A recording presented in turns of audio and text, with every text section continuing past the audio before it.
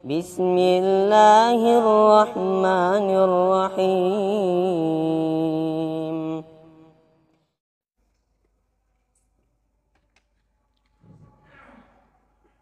بسم الله الرحمن الرحيم السلام عليكم ورحمة الله وبركاته.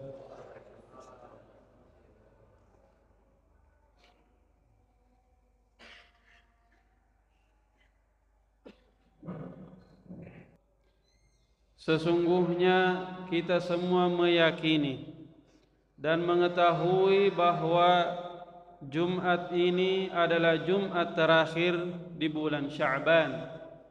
Berarti Jumat depan kita sudah berada biiznillah di bulan Ramadan.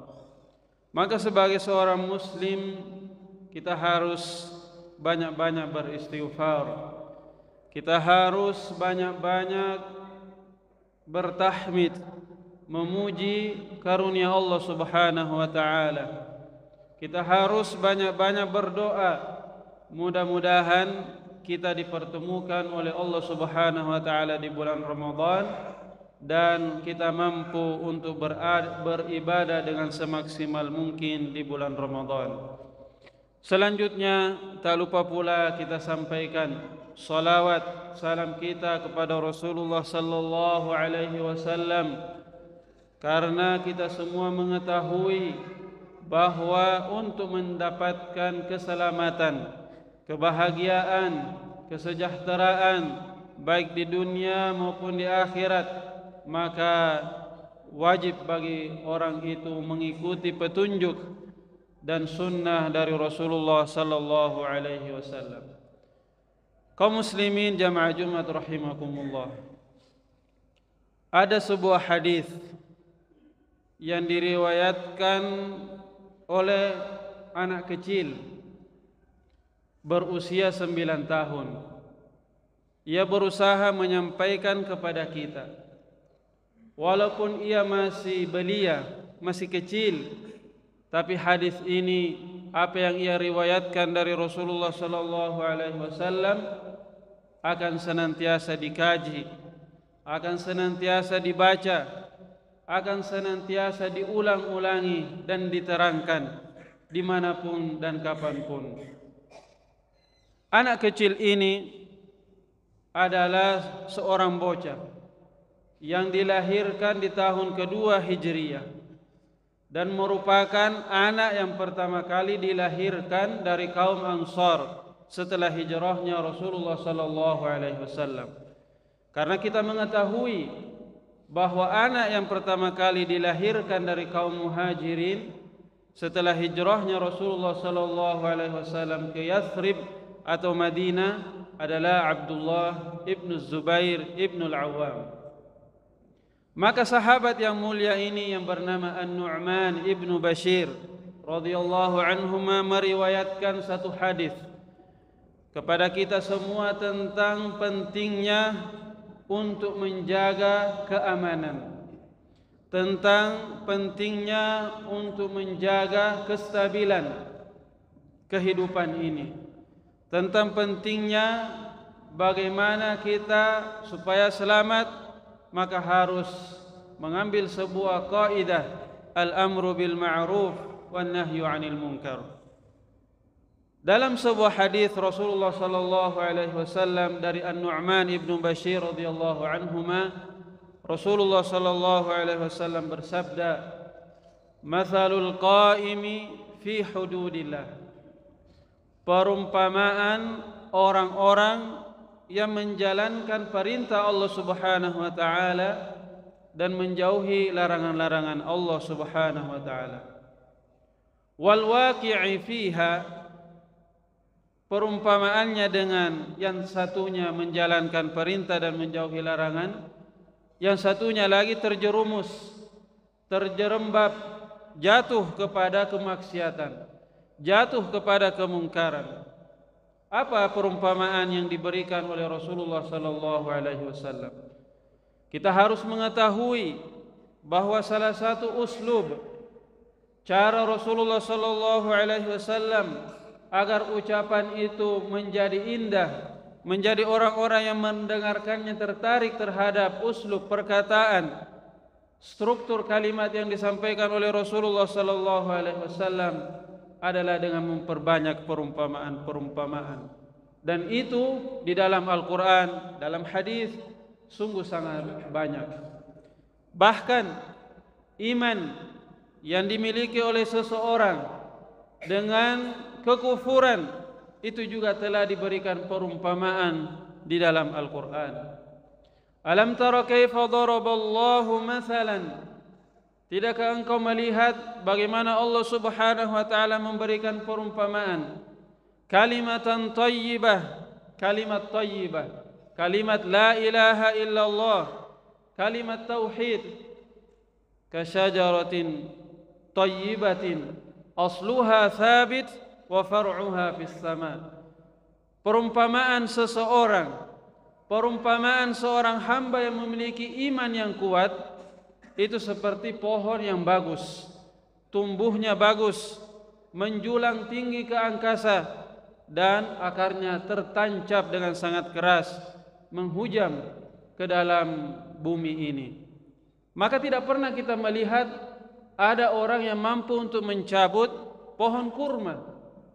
Kita tidak pernah melihat atau mendengarkan bahwa ada orang yang lagi duduk di bawah pohon kelapa, tiba-tiba pohon kelapanya tumbang.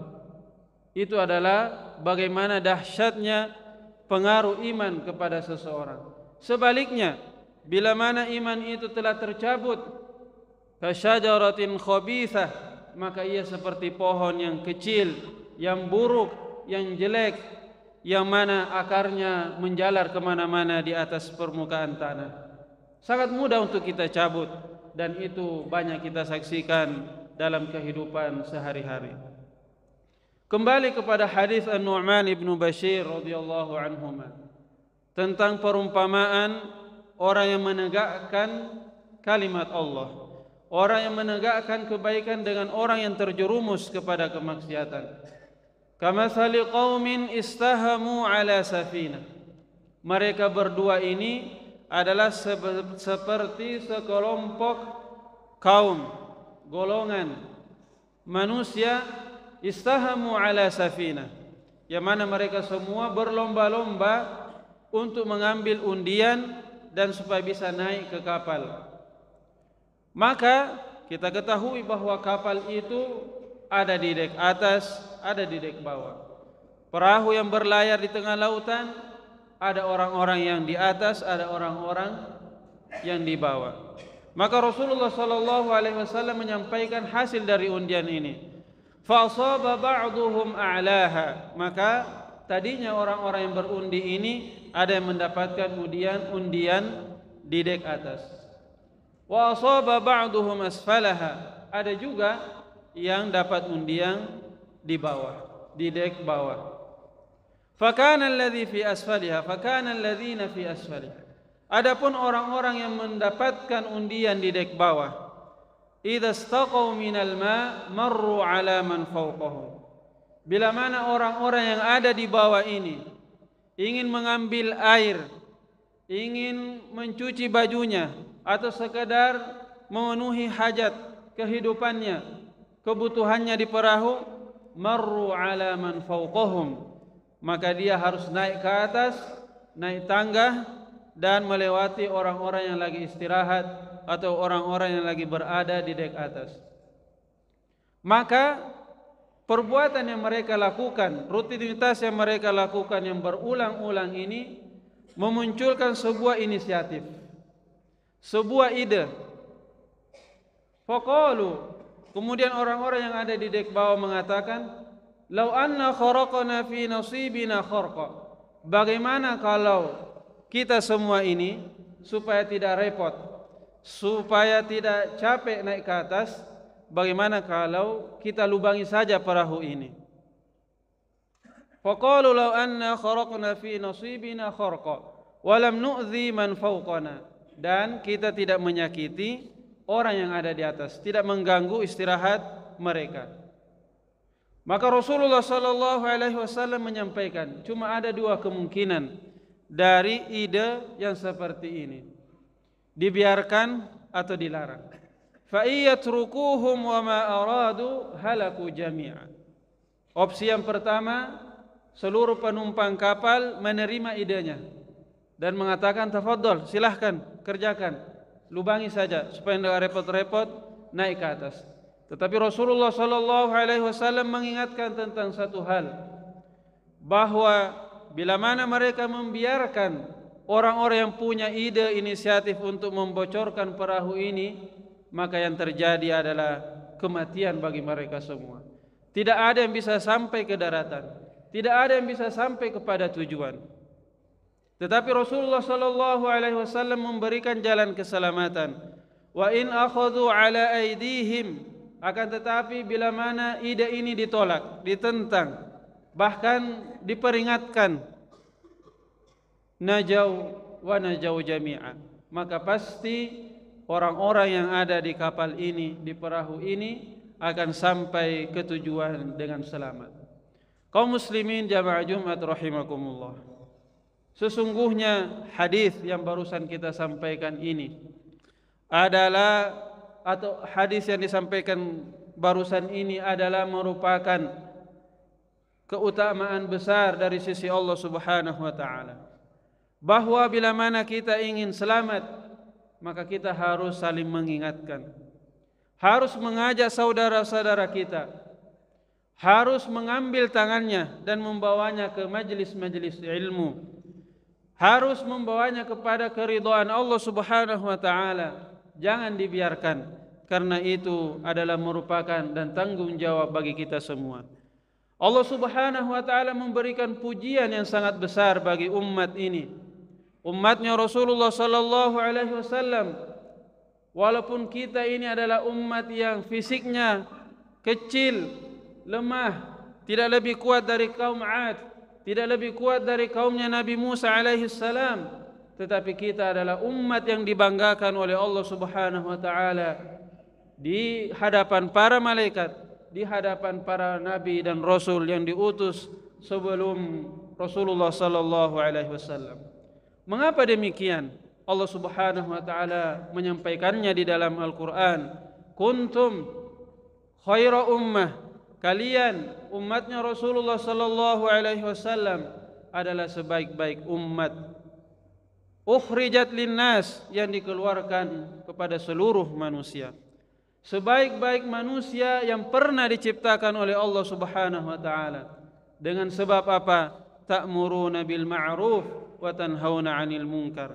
Karena kita semua ini senantiasa mengajak kepada kebaikan dan mencegah kepada keburukan.